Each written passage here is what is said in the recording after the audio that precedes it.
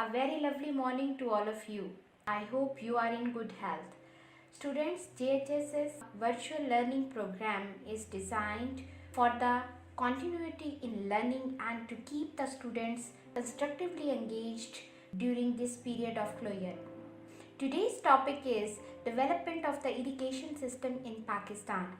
In this lecture, we will discuss about irrigation, why we need irrigation, canal irrigation in Pakistan, and conventional and modern methods of irrigation in Pakistan. All plants need water to go through a process called photosynthesis, through which they make their food to grow, develop, and ultimately produce the fruits and vegetables that we eat. When plants don't have water, they cannot perform this process and die. This is why farmers from the beginning of time have used a technique called irrigation.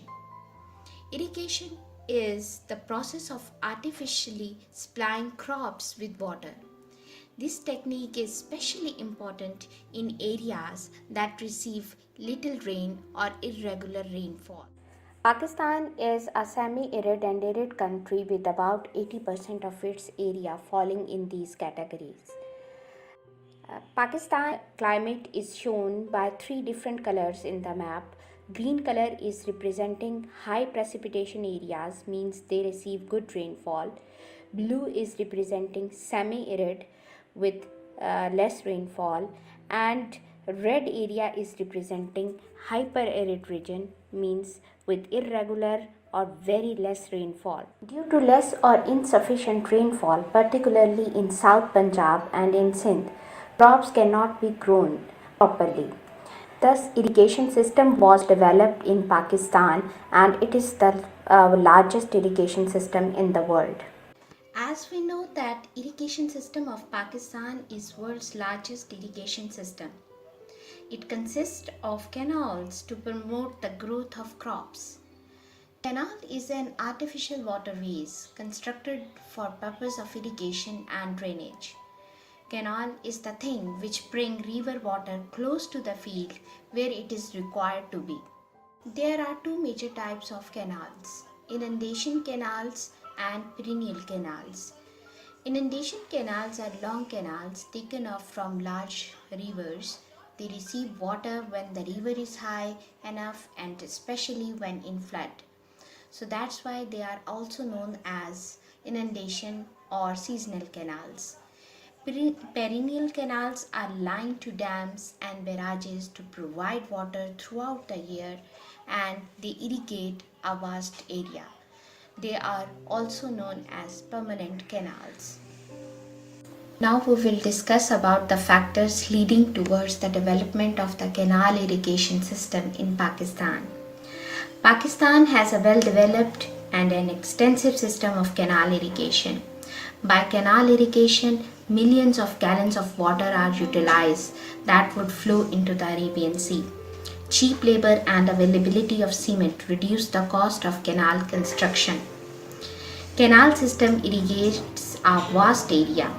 Irregular supply of water in the river is regulated by the construction of dams and barrages. Southward slope of the rivers make construction of canals easier because water flows southwards naturally. And soft soil and level land of the Indus Plain make digging of canals easier.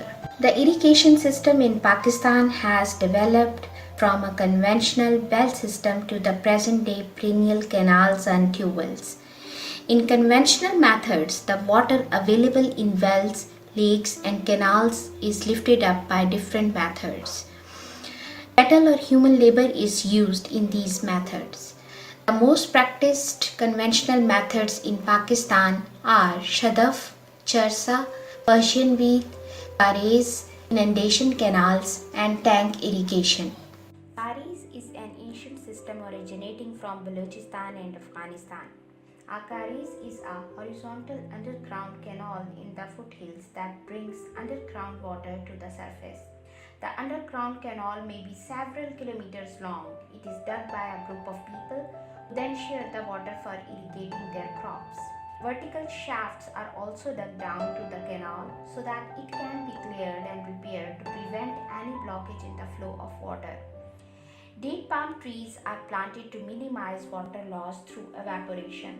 This is an old system practiced only in Balochistan where water is scarce and the evaporation rate is high. Technology offers modern methods for irrigating crops efficiently and to produce high yield. The most practiced modern methods of irrigation in Pakistan are perennial canals, tube wells, sprinkler or spray irrigation. Perennial canals from reservoirs of dams and from barrages are extensively used in Pakistan. Initial cost is high, but water is made available throughout the year, and the schemes may provide for flood control and HEP development.